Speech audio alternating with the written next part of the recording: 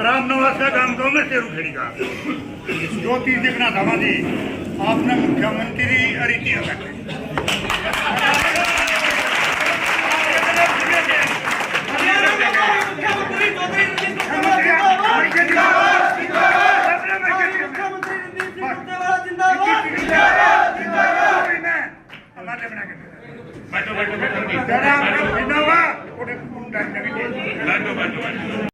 बड़े बुजुर्गों का और मातृशक्ति का किसान भवन में स्वागत अभिनंदन है।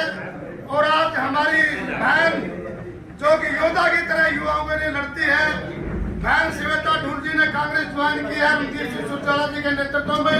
एक बार जोरदार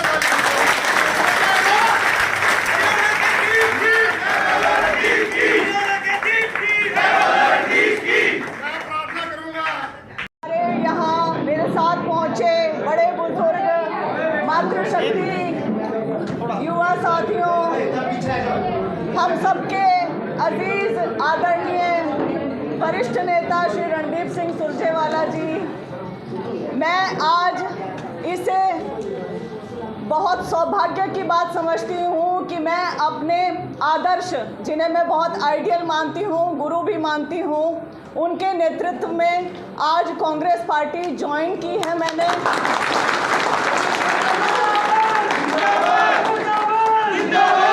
हरियाणा के दीप की सामाजिक से राजनीतिक मंच का ये सफर बहुत ही रोचक और बहुत ही अच्छा रहा। बहुत ज़्यादा मैं खुश हूँ आज, क्योंकि मैं जिन्हें सबसे ज़्यादा मानती हूँ, जो मेरे आदर्श हैं, आदरणीय हैं, जिनसे बहुत कुछ सीखने को मिला है, जो फैक्ट पर बात करते हैं, कागज़ों पर बात करते हैं, जो एक रियल में नेता होना चाहिए, वैसी ही मैं भी नेता बनना चाहती हूँ। इसलिए मैंने उनके नेतृत्व में ये पार्टी ज्वाइन की है। उन्होंने हमेशा,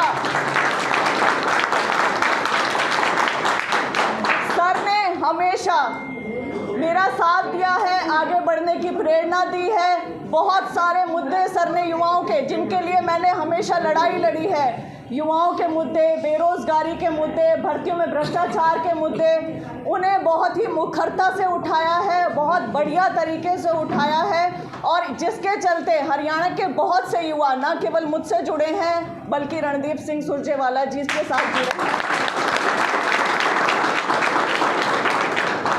मैं बहुत बहुत आभारी हूँ। आई एम ओवरवेल्म्ड, बहुत ज़्यादा गदगद हूँ। मेरे लिए एक क्या कहते हैं, इमोशनल पल है ये, कि मैं अपने जीवन को एक नई दिशा दे रही हूँ। जहाँ मैं सिविल सर्विसेज के लिए सोचती थी कि मैं एक अधिकारी बनूंगी और मुझे एसडीएम या डीसी बनना है, शायद प्रकृति ने कुछ और लिख रखा था। अब राजनीति की तरफ चले हैं तो वहाँ नए मुद्दे, नए आयाम रहेंगे, नई चीज़ें रहेंगी। शायद मैं अच्छी अधिकारी ना बन पाती, अब शायद मैं अच्छी नेता ज़रूर बन के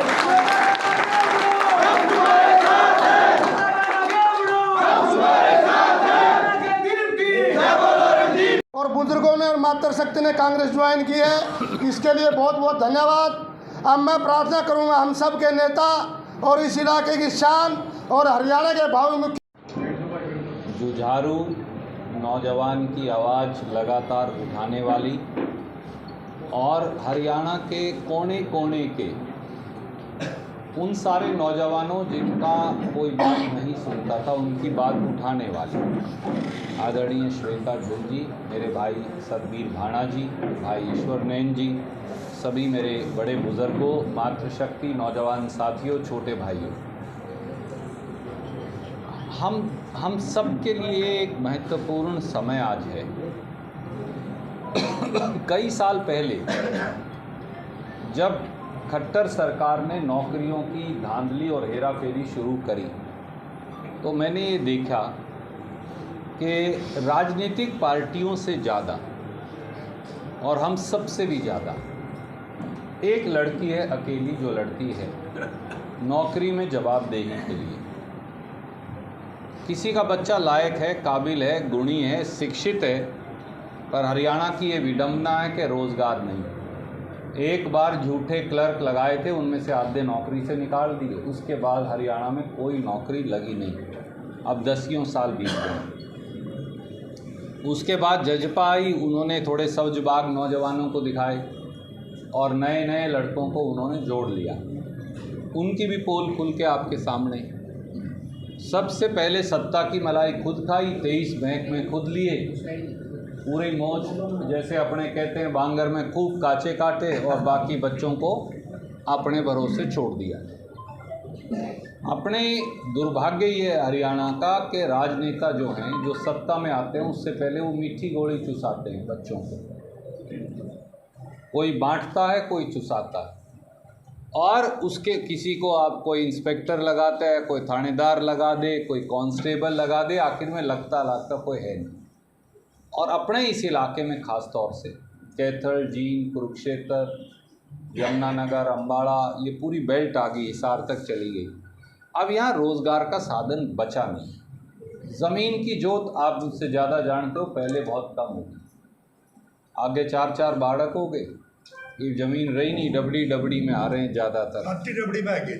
और जो बगैर ज़मीन वाले थे, गरीब रविदासिया, वाल्मीकि, बैकवर्ड, उनके पास पहले ज़मीन नहीं थी।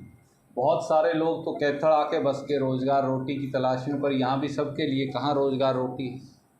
नतीजा ये हुआ कि बच्चे पढ़े लिखे हैं, काबिल हैं, लायक हैं, पर भूखे मरने लगे। और ऐसे में एक आशा की किरण चमकी, जिसका नाम है श्वेता ढुल। मैं तो तब पहली बार तो अकेली लड़ने लग रही थी, किसी की परवाह किए बगैर, किसी राजनीतिक पार्टी की परवाह किए बगैर। पार्टियां नहीं लड़ रही थी जिनकी जिम्मेवारी थी, नेता भी नहीं लड़ रहे थे, वो अकेली लगी हुई थी। तब मुझे पहली बार मैंने श्वेता ढुल का नाम पढ़ा, फिर मैंने इनको टेलीफोन किया और फिर मैंने इनके साथ मिलके जो बच्चों की आवाज़ है उसे उठाने का काम किया। ये मेरा इनका लगाव है। न्याय की लड़ाई जो लड़ता है, निर्भीकता से लड़ता है, निडरता से लड़ता है, वो श्वेता ढुल। किसान आंदोलन हुआ, किसी को मालूम नहीं था कि 3 काले कानून कभी वापस होंगे, कौन मानता था। परंतु एक लड़की फिर लगी रही। फिर मैंने देखा अकेली बस कि कोई ज़रूरत नहीं किसी की, मुझे जूझना है और जो बात सही है उसके लिए लड़ना है, वो भी श्वेता ढुल थी। मैंने फिर देखा, फिर हमने बात की और लगातार फिर हम एक दूसरे के साथ कई सालों से काम करते आए। कोई भर्ती हुई, कोई नौकरी हुई, जहाँ गड़बड़ होती है वहाँ श्वेता ढुल सबसे पहले पहुँच जाती है। और ये अपने इलाके की, इस बिटिया की ये खूबसूरती भी है, ये इसका संकल्प भी है। राजनीति में कई प्रकार के लोग कामयाब हो जाते हैं, छल कपट वाले ज़्यादा जल्दी कामयाब होते हैं, मातड़ साथी कम होते पाते हैं। कोई तो कड़वा बोल रहे, क्यों सच बोले। अच्छा, फिर कलायत हुआ, नरवाना हुआ, कैथल हुई, थोड़ा अपना स्वभाव भी ऐसा ही अड़ब सा है। आप साफ बात कहे बगैर मानते नहीं, चाहे अगले की रसीद देनी पड़ो, अपना ये स्वभाव का हिस्सा है।